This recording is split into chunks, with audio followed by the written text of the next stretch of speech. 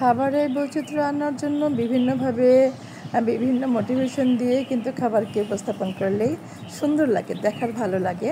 তো সেজন্যই আসলে বাচ্চা কাচ্চা থাকলে যা করতে হয়। আসসালামু আলাইকুম বন্ধুরা, কেমন আছেন আপনারা? আলহামদুলিল্লাহ আমি ভালো আছি, আশা করব আপনারাও ভালো আছেন। এখানে একটা মুরগির 2টা বুকের মাংস নিয়ে নিচ্ছি, আর এগুলো ছোটো ছোটো করে কিউব করে কেটে নিয়েছি আমি। আর দিয়ে দিলাম হচ্ছে 2 টেবিল চামচের মতো সয়া সস আর ব্ল্যাক পেপার, একটু গরম মশলা। এগুলো সব আমার নিজেরই গুঁড়ো করা, তো আমি ব্লেন্ডারে এগুলো গুঁড়ো করে নিয়েছিলাম।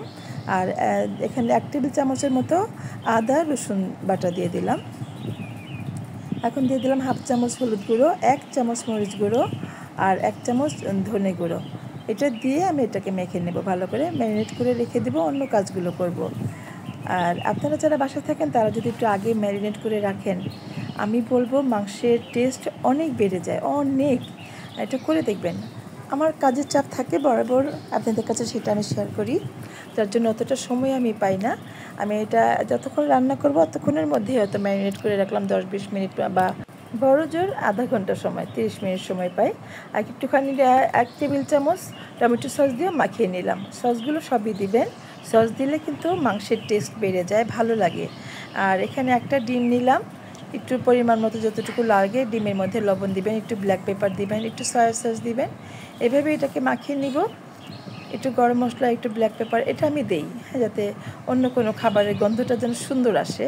হ্যাঁ, ডিমের গন্ধটা যেন ডিমের মতো না হয়, বা মাংসের যে একটা কাঁচা মাংস একটা গন্ধ সেটা যেন না হয়, ভালো যেন লাগে। টেস্টের জন্য আমার আসলে এই প্রচেষ্টা। এখানে দিয়ে দিলাম 2 টেবিল চামচের মতো ময়দা।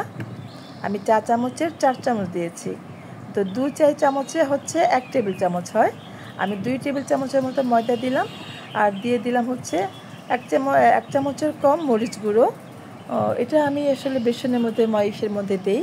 হাফ চামচের কম হলুদ, এটা হলুদ গুঁড়ো। এটা এখন ভালো করে মিশিয়ে নিতে হবে, সুন্দর করে মিশিয়ে নিলে এটার কোনো লাম্পস যেন না থাকে, যাতে আমি যখন চিকেনটা ডিপ করব তখন যেন কোনো লাম্পস না থাকে এবং সুন্দর হয়।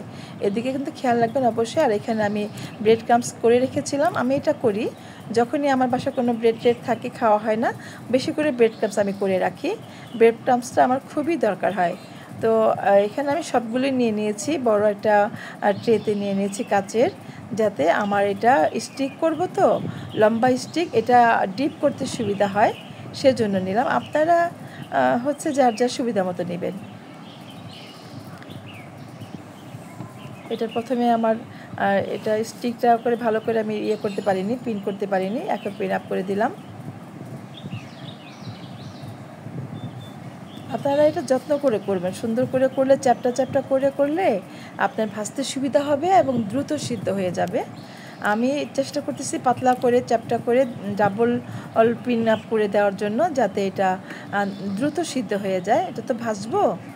আর এমনিতেও তো মুরগির মাংসগুলো, যেটা ব্রয়লারের মুরগি, সেটা হচ্ছে 15 মিনিট 12 মিনিট এর মধ্যে সুন্দর হয়ে যায়। 10 মিনিট অনেক সময় হতে চায় না, 12 থেকে 15 মিনিটের মধ্যে সুন্দর হয়ে যায়। এভাবে প্রত্যেকটা স্টিক আমি করে নিব। আর যদি 4 কোনা করে কিউব করে কাটেন তো সেক্ষেত্রে একটু সময় লাগে। আমি একটু পাতলা করে কেটেছি, বড় করে পাতলা করে কেটেছি, যার জন্য আমি 2 বার করে পিন আপ করতেছি। দেখেন সুন্দর করে তার কাঠিটা দিয়ে ভালো করে আটকে দিচ্ছি। বন্ধুরা, আপনারা যদি ভালো লাগে প্লিজ আমাকে একটু সাবস্ক্রাইব করে দিবেন, পাশে থাকা বেল আইকনটি একটু প্রেস করে দিবেন, যাতে যখনই নতুন নতুন ভিডিওগুলো আপলোড করব সেটা নোটিফিকেশন আপনার কাছে পৌঁছে যাবে। একটু ভালো লাগলে কমেন্ট করবেন। অনেক সময় কিন্তু অনেক ভিডিও খুঁজে পাওয়া যায় না, হাজার হাজার লক্ষ লক্ষ ভিডিও ইউটিউবের মধ্যে, তাই না? যদি ভালো লাগে আমি একটু বুঝিয়ে বলার চেষ্টা করি, তাহলে একটু লাইক কমেন্ট দিয়ে শেয়ার করে রাখবেন। আপনার যখন লাগে তখন আপনার উপকারে আসবে। চেষ্টা করি সবসময় কেউ যেন করে সেটা উপকার পায়। দেখেন আমার মুরগিগুলো আমি কীভাবে মাংসগুলো নিয়েছি, এইভাবে পাতলা করে নিয়েছি, যাতে এটা ভাজতেও সুবিধা হবে, দ্রুত সিদ্ধ হয়ে যাবে এবং কোট করতেও ভালো লাগবে। আর 4 কোনা বড় বড় করে নিলে কিন্তু কোট করতে তেমন একটা সুবিধা হয় না। ওই ক্ষেত্রে আবার আপনি ক্যাপসিকাম, পেঁয়াজ দিয়ে করলে ওইটা তাড়াতাড়ি হয়। যেহেতু আমি এটা ব্রেড ক্রাম্বসের মধ্যে কোট করব, ডিমের মধ্যে দিব, সেজন্য আমি এইভাবে করে নিয়েছি। আপনারা যখনই যেই রান্না করবেন, আমি কিন্তু বরাবর বলি যে আপনার নিজের হাতের সুবিধা অনুযায়ী করবেন। রান্না যেন আপনার উপর প্রেশার না হয়, এটা একটা শিল্প, এটাকে আপনার ভালো লাগা ভালোবাসা দিয়ে করতে হবে। আমার যখন আমি আজকে কী রান্না করব সেটা আমি মাথায় নেই, তারপরে যে হ্যাঁ এটা করতে আমার ওইভাবে প্রস্তুতি নেই, তখন আর সে কাজটা আমার কাছে ঝামেলা মনে হয় না। দেখেন আমি এই যে বড় একটা ট্রেতে নিয়ে নিয়েছি কাচের, এগুলোর মধ্যে ডিপ করতে সুবিধা হয়, এই জন্য আমি বাটিতে নিয়ে নিই। দেখেন কি সুন্দর করে ডিপ করছি। আমার কিন্তু হয়তো ভিডিও করতে আমাদের একটু সময় লাগে ক্যামেরা রেডি করতে, বাট আমার এই যে আমি মাংসটা সেট করলাম আর ডিমের মধ্যে কোট করলাম, ডিম আর ময়দার মধ্যে, আর ওইদিকে ব্রেড ক্রাম্বসের মধ্যে কোট করলাম, হয়ে গেল এবং দ্রুত ভাজা হয়ে যাবে। এটা আমি কোট করে আপনারা একটু খেয়াল করে দেখেন, পুরো ভিডিওটা ভালো করে দেখলে আপনিও নিজে ইজি করতে পারবেন। এটা কাঠিটা ধরে ধরে আমি কিন্তু ঘুরিয়ে নিচ্ছি, এটার মধ্যে আমি হাত লাগাইনি, এবং এই যে বিস্কুট ব্রেড ক্রাম্বসগুলো এটার মধ্যে লেগে যাচ্ছে, কিন্তু ভালো করে লেগে যাচ্ছে, খেয়াল করেন। আপনাদের সুবিধার জন্য আমি আরেকটা করে দেখাচ্ছি, হাতে না ধরলেও পারেন, শুধু কাঠিটা ঘুরিয়ে ঘুরিয়ে করলেই হয়ে যায়। এখন আমি একটা ট্রেতে রেখে দিলাম, ওইখান থেকে উঠিয়ে এইভাবে আমি সবগুলো করে নিলাম। ওইখান থেকে উঠিয়ে দেখেন আমি লাস্টে আরেকবার দিয়ে ব্রেড ক্রাম্বসে আরেকবার দিয়ে এইভাবে আমি একটু চেপে চেপে দিলাম। এটা আর তেল নষ্ট হবে না, এটা করার কারণ আছে, দেখতেও সুন্দর লাগে, আঙুলের একটা ছাপ আছে, একটা সুন্দর শেপ চলে আসে, আর হচ্ছে আপনার তেলটা কিছুতেই নষ্ট হবে না প্যানের, এবং ভাজাটাও সুন্দর হবে। আমি আপনাদের বোঝানোর জন্য কিন্তু এইভাবে বলছি, আপনারা যদি পুরো ভিডিওটা খেয়াল করে দেখেন তাহলে বুঝতে পারবেন। তেলগুলো একেবারে পরিষ্কার থাকবে এবং আপনার রান্নাটাও সুন্দর হবে, ইজি করতে পারবেন, আপনার কাছে ঝামেলা মনে হবে না।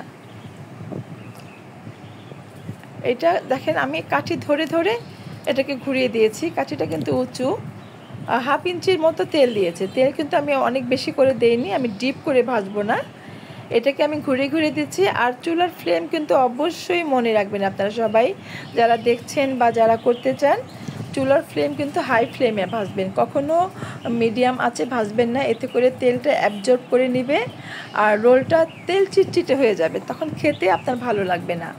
আর হাই ফ্লেমে ভাজলে কালারটা সুন্দর হবে, মাংসটাও ভিতর থেকে জুসি হবে, এবং তেলটা যদি অ্যাবজর্ব করে না নেয় সেক্ষেত্রে কিন্তু এই তেলে ভাজা জিনিসগুলো আপনার জন্য আর ক্ষতিকারক হচ্ছে না। দেখেন আমি ঝরিয়ে নিলাম, কিন্তু তেল কিন্তু তেমন ঝরছে না, দেখেন তেমন কিন্তু তেল পড়ছে না, অল্প 2-3 ফোঁটা তেল পড়ে এটা কিন্তু ঠিক হয়ে যাচ্ছে, বেশি তেল নেই এটার মধ্যে। আমি করেই আমার ভালো লেগেছে, আপনারা এইভাবে করে খাবেন, দেখবেন যে রেসিপি ফলো করে করলে আপনার কোনো সমস্যা হবে না, ইজি করতে পারবেন। আমি মোটামুটি 6টা স্টিক করে নিয়েছি, 2টা মুরগির মাংসের বুকের মাংস দিয়ে আমার 6টা স্টিক হয়েছে, এবং স্টিকগুলো কিন্তু বড় বড় করে করেছি, ছোট করে করিনি, ছোট করলে হয়তো আরও 2টা বেড়ে যেত। আমি একটু পুর করে বেশি করে নিয়েছি। আর এখানে টমেটো সসের মধ্যে আমার যেই নাগা মেয়োনিজ বানিয়েছিলাম, আমার সেটা রেসিপি এখানে দেয়া আছে, আপনার ইচ্ছে করলে দেখে নিতে পারেন, সেটা দুটো একসাথে করে আমি এই যে শর্মা সসের মতো করে করে নিলাম। এটা যে কতটা মজা আসলে না খেলে বুঝতেই পারবেন না, প্লিজ বন্ধুরা বলবো করে খাবেন। আমার বাবু তো বলে পুরোটা আমাকে দিয়ে দাও, এবং পুরোটা নিয়েও নিয়েছে সে, আমি একটু নিয়েছি সে পুরোটা নিয়ে চলে গেছে।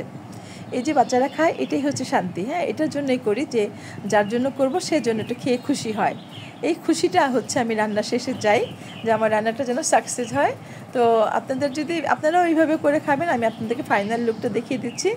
উপরের পোর্শনটা ক্রাঞ্চি হয়েছে আর ভিতরেটা তো কতটা জুসি, দেখেন আপনারা এইভাবে করে খাবেন।